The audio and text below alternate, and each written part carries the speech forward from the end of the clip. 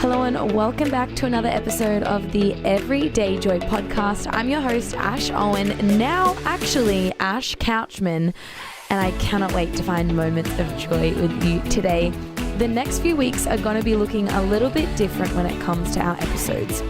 Only one episode will be dropping each week to unpack some things about marriage, dating life, things that we're looking forward to, and today's episode is with the one and only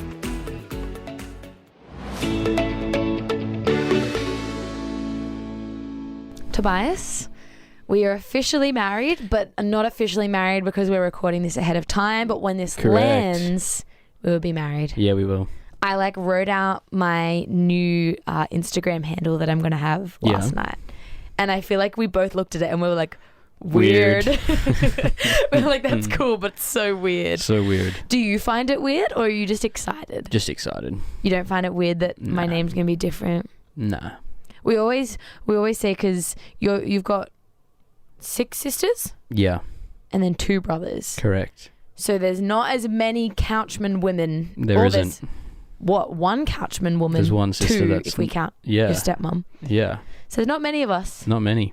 But it's exciting. It's very exciting. I'm loving it. We're having a little bit of a chill episode today where we're just kind of talking about our dating life. Yeah. Things that we've learnt, things that we expected, things that we didn't expect, and I suppose just have a bit of a chit chat about, I guess our experience with dating and engagement and all those things. Yeah. So thanks for hanging out. Thanks for having me. On your day off. Let's just start at the very beginning. Yeah. COVID lockdowns. Just before COVID. Just before COVID. I think we briefly discussed in the episodes last week. You moved to Melbourne to plan church. Yeah. We met on the very first Sunday that I ever came to our church, which was a couple weeks before COVID lockdowns. And then COVID lockdowns hit. Yep. We became really good friends with a couple of our other friends, like our friend Keely. Yeah. And I feel like we kind of weren't super interested in each other to begin with. No. Not for any reason, just... I don't know. We're just friends for a good few years. Yeah. I think I confused you a little bit few times. What happened I probably there? did the same. Well, yeah, I think we both probably started to be a bit interested in each other, but we didn't communicate it well. Yeah. So then we probably went a little bit longer not actually dating before. And then it kind of was coming to this point where I was like, I definitely think he likes me. I definitely think we're going to date. And then he went to Queensland and I was like, when he comes back from Queensland, he's going to confess his love for me. But that's probably not exactly how it happened just yet anyway. Yeah, true. Yeah, so I ended up going to Queensland and I had some friends up there that ended up setting me up on a date. How dare they? How dare they? But hey, nothing was wrong with these dates, but at the end of it, I just, I sat and I went, it was cool, it was fun, but it's not Ash. That was my wrestle. Aw, so you did love me. Oh, yeah. So basically that all happened. You came back. Yeah. You asked me out. I did. And then we went on a first date. Yeah. We dated for how long? Probably 3 months. Yeah. Before we officially became boyfriend and girlfriend. I think we just wanted to probably 2. We just wanted to figure out if we were more than friends. Yeah. We wanted to suss out if it would be a legitimate thing. Yeah. But we went to this really cute cafe in the city. Yeah. We had brunch. I love brunch. Yeah. And we hung out. And I said to you the other day, and honestly, I'm so emotional right now. I feel like I'll cry thinking about it. But I said to you the other day, I'm already going to cry. We haven't even had the wedding yet. And so I want to get my tears out now.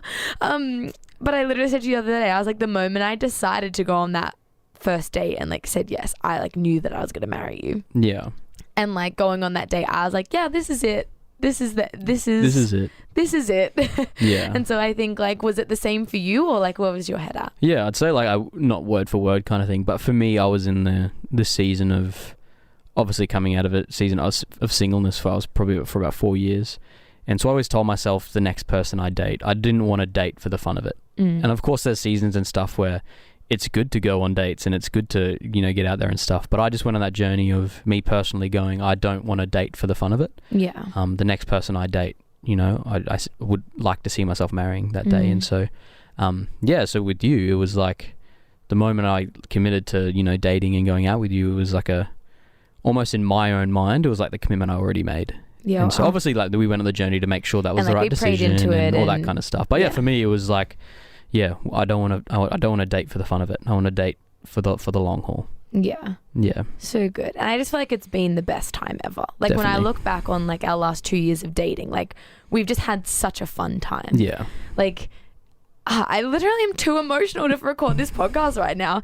I literally am just like the amount of fun, the amount of like we're just so fun and silly, and I think that I don't want to cry.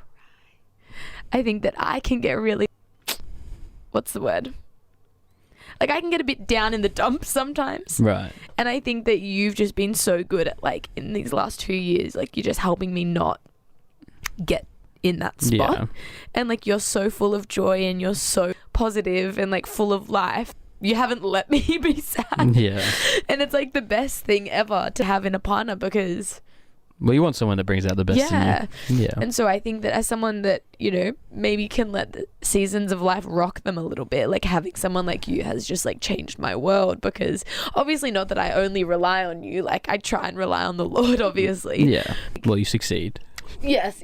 Because then I think that you've just shown me how much fun life can be, and that it doesn't have to always be serious. I Yeah. think that's it. Like I can be serious a lot of the time. Right. And so I think you've just shown me you don't have to be serious all the time. Like you can have fun. You Like can you can have be fun. silly. Yeah. And it doesn't mean anything other than enjoy the life that God's given us. Exactly.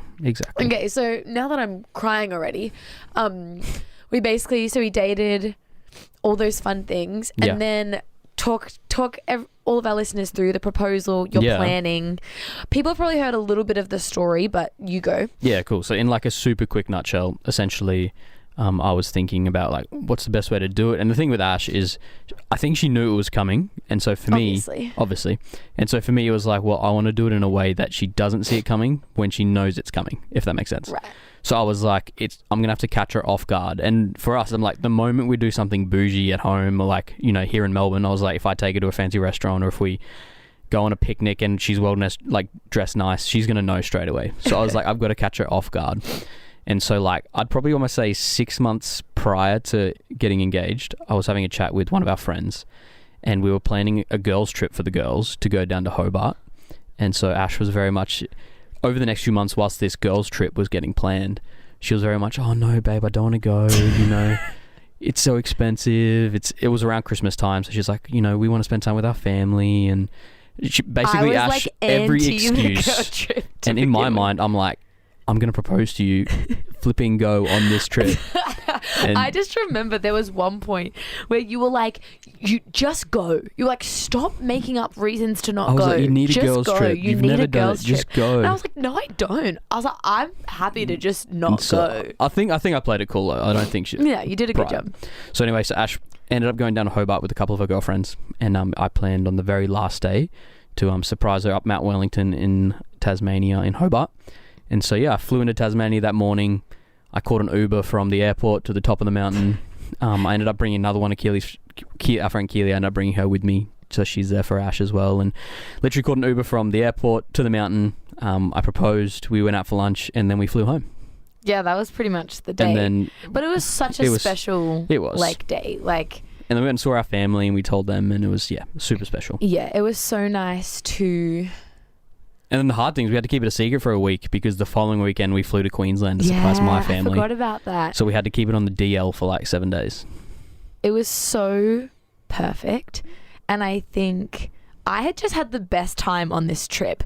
Now, I'm not going to lie. I was a little suspicious that it might have happened. I definitely wondered. I was like, I'm going to be livid if he's spent all this money and flown to Tasmania, but also kind of cool. So I was a little bit suspicious. No, you weren't. Yes, I was. Not until the very last day. Not until the very last day. Yeah. I wasn't suspicious during it, but I think I was... The moment that it kind of all started to happen, like the moment that one of our friends was like, oh, like we're going to go have like breakfast at the top of this mountain, I was like, huh? Right. As soon as that happened, I was like... But still, I caught her off guard, everyone. It's fun. No, it was so perfect. And I just love that we have this beautiful story of you like surprising me. I'll never forget how freezing cold I was. It was very cold up that mountain. But I just feel like when I think about all these moments, I'm just so grateful to God for the fact that He, I don't know, has just blessed us so abundantly, like with each other, with our friends, with the opportunities of all these things. And yeah, it just fills me with so much joy when I think about it. Yeah, so true. I love it. Now, if we flick back to when we first started dating, like obviously, you know, when you date someone, you know that there's going to be levels of, I don't want to use the word baggage, but like levels of like, you know, things that you're going to deal with, ways that you deal with things differently. It's just a part of life. Exactly. Was there anything that like, any challenges? Was there anything that you didn't expect to kind of face during our like early dating sort of time? Yeah. That you kind of had to overcome or figure out? Yeah, I think for me, early days is I obviously, because we were good friends prior. Yeah. I knew that you did struggle with anxiety a bit. Yeah. I didn't know to the extent, but you know, whilst we were friends, there's obviously stuff you tell each other, there's stuff, you know, we just don't see all the stuff whilst you're just friends. But for me, getting into dating and, you know, spending a lot more time with each other, etc. Yeah, for me, it was just going that journey of going alongside you with your anxiety journey. And, you know, for me, it was just super hard because I'm a very anxious person. Anxiety, no anxiety around here. And so I'm like, I don't think I've ever been anxious before, and I don't, you know, I'm very blessed in that way. But so in my brain just generally can't comprehend, especially at the beginning, just going like, you know, I'm a very logical thinker and I'm a big problem solver and that kind of thing. So my brain just does the opposite of what Ash was doing in those moments of being anxious. And so in my mind, I would just go, this is the solution, just do it. But then I obviously had to go on that journey of, you know, sometimes it's not best for me to talk, it's just best for me to listen. Sometimes, you know, most of the time I can't fix what is going on. So. And I think you kind of struggle with that a little bit, hey? Like you've kind of gone, the thing that's the hardest about dealing with a partner who's struggling with that, it's the fact that you can't really do anything. And like my personality type is I'm a helper. So it's like, for me, it's just like to feel useless in those moments, because naturally I want to help, but not knowing, and then going on the journey of I actually can't help. And like you can support and I can support and I can listen, I can help direct you to Jesus, I can do all that kind of stuff, but at the end of the day, like I physically can't help. So I just had to go on that journey of when you were when you were just going through a bit of anxiety, to go, hey, I may not be able to help you, but and for me it was more the understanding of going and going on that journey. And I guess kind of going, just because I don't understand it, like doesn't mean that it's not there. Exactly. What would you say, like if we have got someone listening today and like maybe they're more anxious and their husband isn't, like what would you say to kind of like encourage them around how to understand? Yeah, I think I'd say, because at the end of the day, if you're a logical thinker like me, and if you're very, you know, you don't struggle with anxiety, but your partner does, you'll never actually truly understand. And I had to go through that realization of I will never truly understand how Ash is feeling. And so then I just had to go in that and almost be a way of, and you'll guide it. And sometimes you physically have to ask your partner, you feel like to say, hey, in this moment, are you looking for advice? Are you looking for someone to listen to? Or do you need me to help you in this season? Like you just sometimes you just need to say it, because sometimes when, you know, with you, Ash, you're going through this, and sometimes all you need is someone to listen to. Sometimes if it was a situation that was super overwhelming you need me to physically help you do a task or whatever it may be. But to just go on that and just be honest with them and just be like, hey, in this moment, what do you need from me? Yeah. Rather than assuming things, rather than jumping the gun. And, you know, if you're trying to fix a problem and all they need is for you to listen, it's just going to make the situation worse. Totally. I think something that has really helped us in our dating sort of stage, and I guess something that we wanted to highlight, is there is such an importance of community and like mentorship and like getting a church family around you. Like a great example of that is our pastors. We kind of joke that we're very similar to them, but the opposite. Like the wife is more like you and the husband is more like me. And and we've like had moments where we've kind of sat down with them and been like, hey, how have you guys navigated tricky, anxious moments where you don't understand each other? Exactly. But like you can still support each other. And I think having other people to bounce off, having other people to pray for you, you know, I just think other people go on these journeys as well. We often think that we're alone in these situations, but we never are. And so I think like something that we found so valuable during this season of dating is like having community, having people around us, you know, having people, yes, to celebrate us as a couple, but also to go, hey, like this is what I'm going through personally. I think particularly for me, struggling with anxiety a little bit more and all these things, I learned quite quickly, like, I think when we first started dating, and I think it's a problem for so many young women, is you start dating and like your partner becomes your everything, right? Right. And you almost like forget God for a season. Well, not forget God, but like you go from this place of like, I tend to find anyway, reliance on God. Yeah. And then once you get a partner, you're like, oh my gosh, they're doing so much to take away that stress, to take away those things. Yeah. And so I had to do a big work of being like, how can I make sure that I still keep up healthy female relationships that aren't, you know, like that are going to encourage me and help me and strengthen me? And then how am I going to continue to foster my relationship with God so that I'm not solely relying on you? Because the reality is, we've already learned this, you know, and we aren't even married yet, like when we're recording this, is that like, as much as your partner will help fulfill you in a sense, they will never entirely fulfill you. Yeah, exactly. Like, never ever can I expect that you will solve every single one of my problems. I need to be able to consistently take that to God. Exactly. And if I ever put that expectation on you, it will only, like, I will only be disappointed, not because you're not amazing, but because you're not God. Yeah, exactly. And so I think we've kind of had to already learn, like, we're going to disappoint each other. Yeah. We're going to upset each other. Yeah. But we need to learn that like our walk with God is the most important thing. Yeah, exactly. And so I think having good mentors, having good community around us has been so important for that. Do you have anything to add to that? No, I definitely just ditto everything you said. I think it's so important to just do life and journey with others, not just for the bad and the hard things, but the good things as well, is to have, you know, couples surrounded by you to, you know, share the wins and share, you know, generally enjoy life with. Like, it's dangerous to isolate yourself alone, and then it's also dangerous to isolate yourself in a relationship as well. Like, you want to surround yourself with people to do life with. So good. Now, I kind of touched on it before when I started to cry, but is there something that like you learnt about me, and I guess I'll share what I learnt about you, that you think has like strengthened either our relationship or just like you personally? I was kind of saying before, you know, you've helped me to be a lot more fun, a little bit less serious all the time. I actually also have like written down, like, you've made me a more generous person. Right. I think that I definitely thought I was generous, and then I met you and I was like, I am not generous at all. You've mentioned that on a podcast before. I've listened to it. Yeah. And and what's really funny is like, obviously I've been preparing to like write my vows in the lead up to the wedding, and I won't share everything with you, but like something that I read in a note that I wrote like back in like 2018, I wrote a note. I haven't even told you probably this. Haven't even told me this. That it was like the peak of me trying to figure out who I was, trying to kind of surrender my life to Jesus again.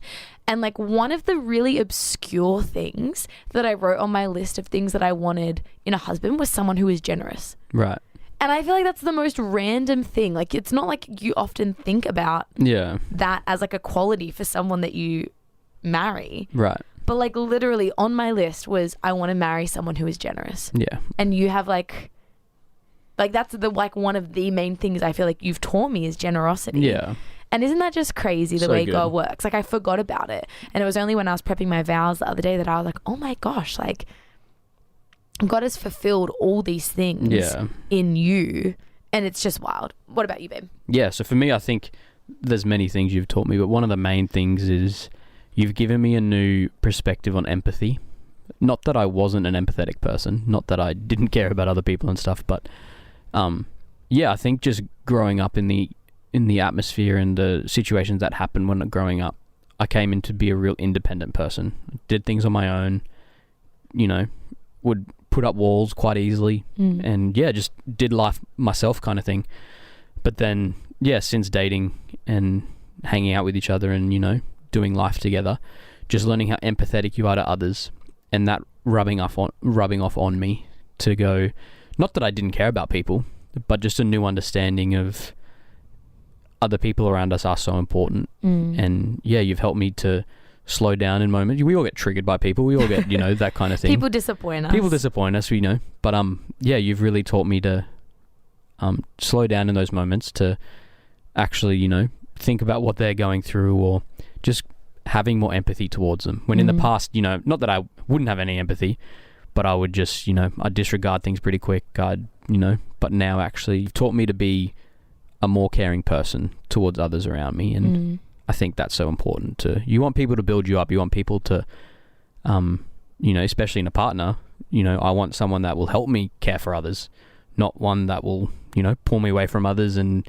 make me triggered other people. No, you want someone that'll go, hey, let's care for other people. Let's, so that's good. One thing I love about you. What is something that you have learnt about like love and relationships and commitment over our dating and engagement period? Yeah, I'd say if I could summarize it into one, I would just say sacrifice. I think, we talk about love, and I think commitment is a very good word, almost a synonym of sacrifice.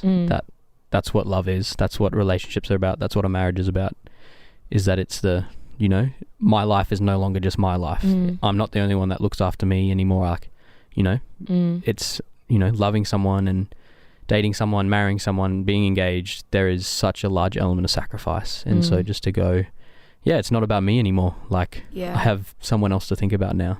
Yeah. I think that it's really, interestingly enough, I feel like our relationship has like really pushed me closer to Jesus. Yeah. Because I think that you go like, the verse that says like, take up your cross daily. Like it really is that thing of like, each and every day it's a choice. Like the way you need to choose to follow Jesus, the way you need to choose to honor God, it's like it's the same in our relationship. And I think we're not unaware that we're in early days of life together, and there'll be people listening who have been married for decades and are probably giggling at this going, obviously guys.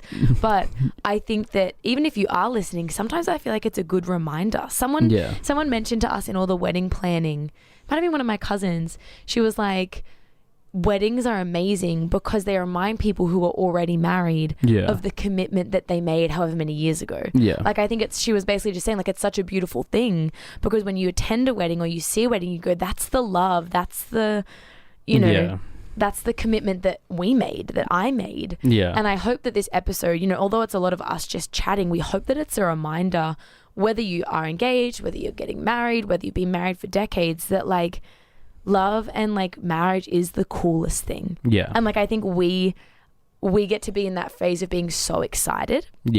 And I think we've had so many people who are like, marriage is hard, and we get that marriage is hard at times, 100%. But we've equally had so many people just be like, guys, it is the best decision you will ever make.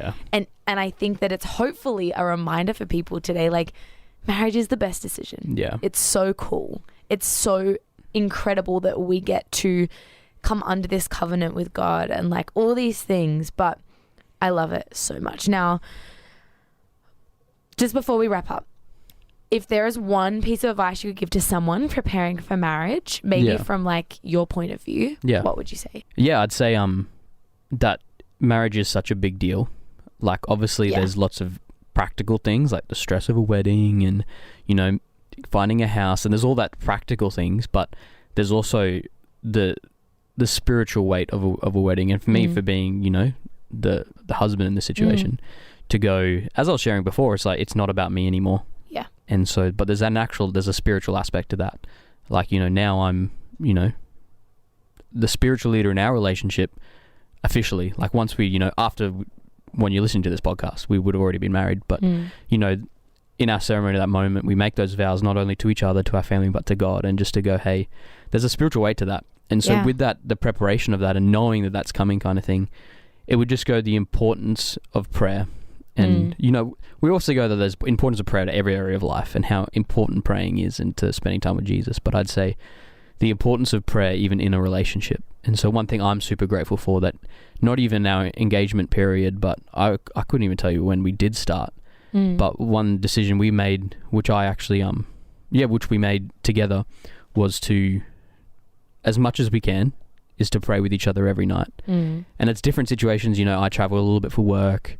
Sometimes it doesn't happen every night, but most nights we'll just call each other before bed. And sometimes it's a 30-second prayer. Sometimes it's a 3 or 4 minute prayer. Who knows what it is? Sometimes it's longer. But to just go in at the end of every day, and not even just engagement life, but married life. I've heard of married couples that do this every night, that no matter what their day's been like, that of a night time before they go to bed, they pray with each other every night. And so for us, it was just, and for me, and for us together, just the importance of every day, no matter what our days look like, whether it's been super fun And, you know, we pray and we give thanks. We give thanks to God every day.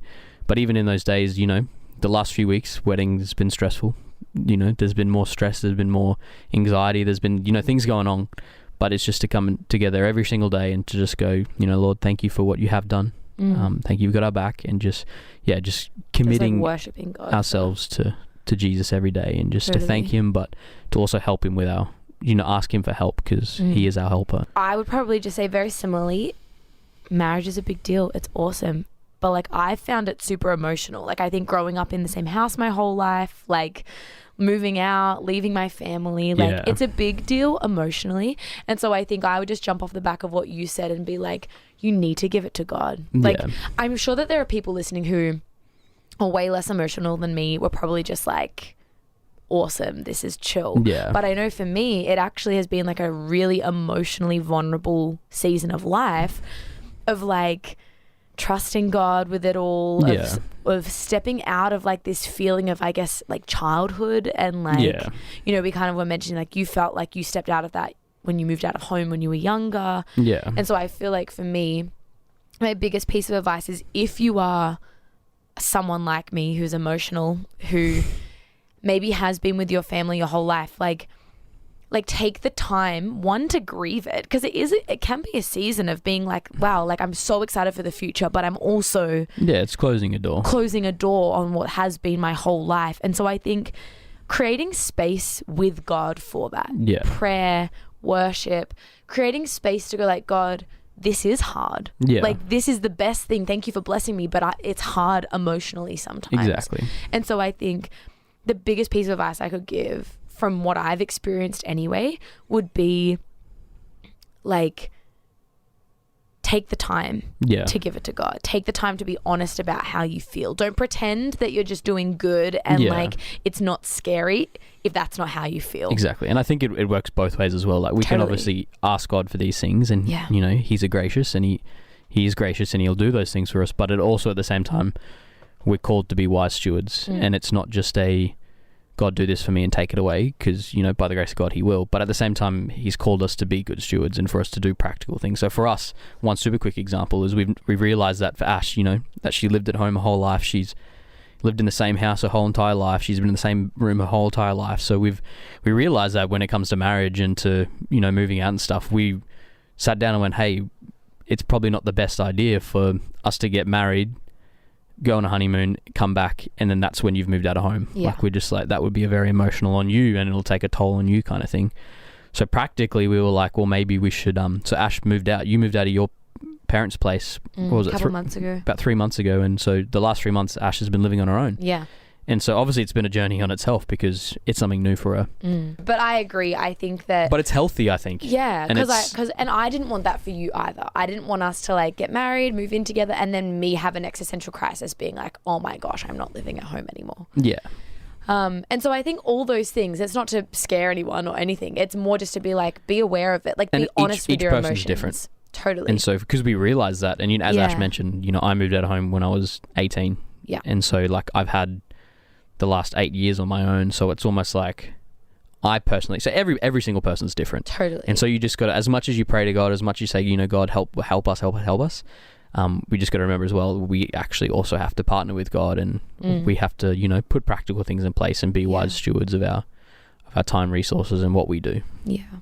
I think that through all of this, the key thing that like we found is like, God has to be the center of your relationship. Because we're going to fail each other. We're going to disappoint each other. Like, we need to have the security of God.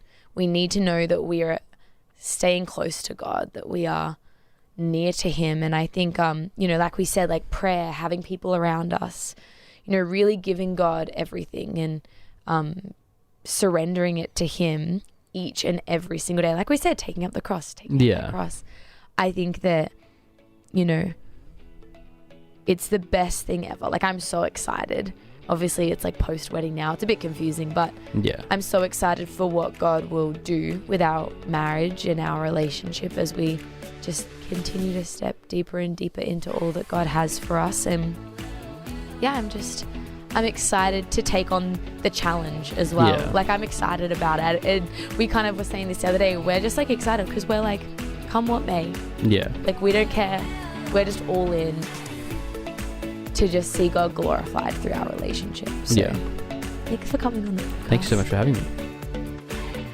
I hope that you got so much out of today's episode. I know it's sounding a little bit different. I know we're not unpacking the Word of God each and every day, but I hope that it encourages you around ways that you can keep Jesus at the center of your relationship, of your life. And look, we definitely are at the beginning of our journey. We don't know it all. So what we would love is if you head over to the Everyday Joy Facebook page. Why don't you go ahead and share something that you have learned over the years and a way that you have been able to keep God at the center of your relationship. I can't wait to continue to chat with you next week in another single episode. Until then, I pray you're able to find moments of joy.